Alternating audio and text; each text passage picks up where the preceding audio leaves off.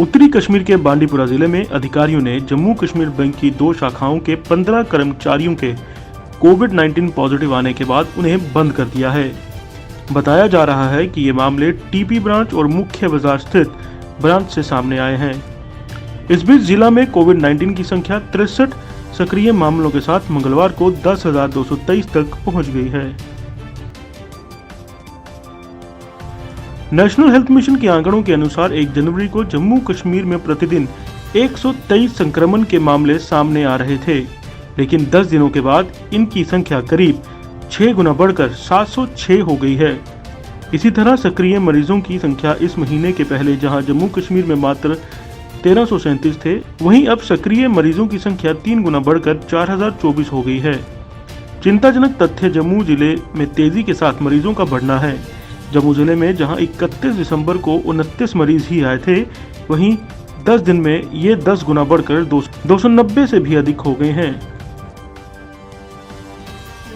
जुजिला के रंगामोड़ में हिमस्खलन की तस्वीरें सामने आ रही हैं। बताया जा रहा है कि कल शाम 3 से 4 बजे के बीच ये हिमस्खलन हुआ है और अच्छी बात यह है कि इस दौरान इसके नजदीक बीकॉन कैंप 122 आरसीसी के किसी भी सुरक्षा कर्मी को कोई नुकसान नहीं पहुंचा है।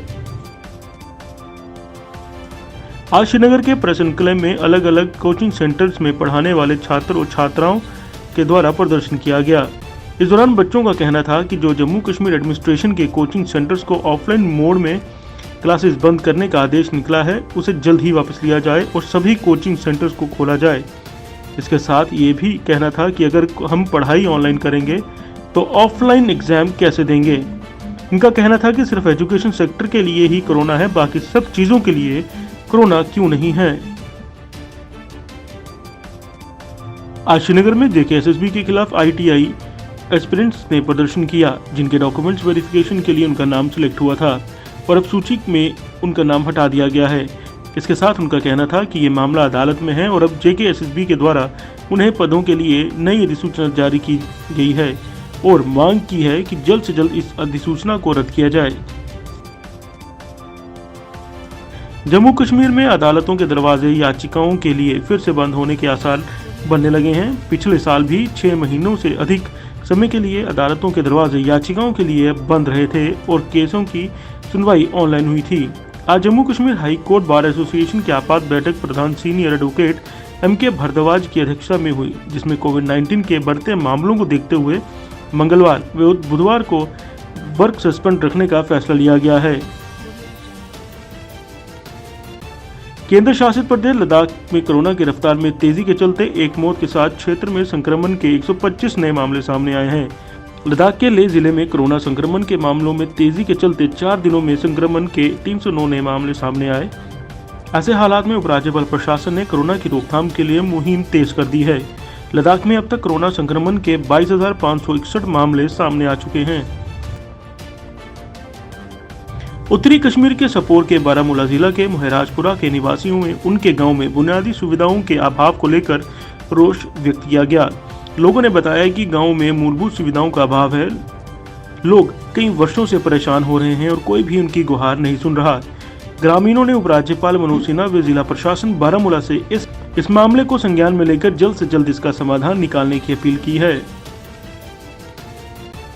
आज श्रीनगर में जेकेयूटी मोदी सपोर्टर्स संघ के प्रधान मोहम्मद अल्ताफ भट्ट ने प्रेस कॉन्फ्रेंस की और केंद्र सरकार से गुहार लगाई गई कि जम्मू कश्मीर के पढ़े लिखे नौजवान जो बेरोजगार हैं उन्हें रोजगार प्रदान किया जाए और साथ ही कहा कि ये लोग देश के प्रधानमंत्री नरेंद्र मोदी के सपोर्टर्स हैं और इनको उम्मीद है कि जल्द ही कोई अच्छी खबर जम्मू कश्मीर के लिए सुनाई जाएगी, जिससे ये यहाँ के हालात बेहतर बन सकेंगे।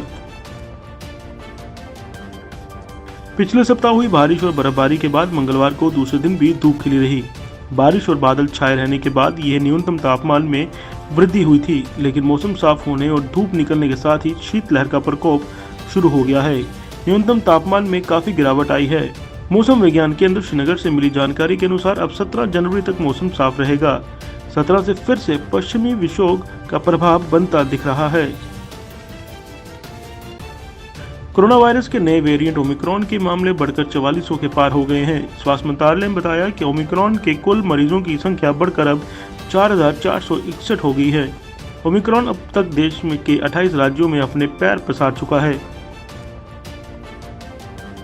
कोविड के बढ़ते मामलों को देखते हुए रेलवे अपने अस्पतालों में विशेष तैयारियों में जुट गया है। आम लोगों को चिकित्सा सुविधाएं देने के लिए बुनियादी ढांचे को और सुविधाजनक बनाने का निर्देश रेल मंत्री ने दिया है। इसे लेकर रेल मंत्री अश्विनी वैष्णव ने सभी जोन व मंडलों के वरिष्ठ अधिकारियों के साथ वर्चुअल माध्यम से समीक्षा बैठक की। बैठक में प्रवासियों की संख्या में अचानक वृद्धि की समीक्षा करने का निर्देश दिया गया। आज अखनूर के जिला विकास परिषद के सदस्य पंडित सुरेश शर्मा ने कृषि विभाग की तरफ से दिए गए 1.5 लाख रुपए की लागत से 3 मक्की निकालने वाले थ्रेशर मशीनों को ब्लॉक चौकीचौरा की 3 पंचायतों में लगवाया। इस दौरान सुरेश शर्मा ने तीनों पंचायतों के हुए सरपंचों व पंचों को संबोधित करते हुए कहा कि कृषि विभाग की तरफ से आने वाले समय में और भी कई सुविधाएं उपलब्ध करवाई जाएं।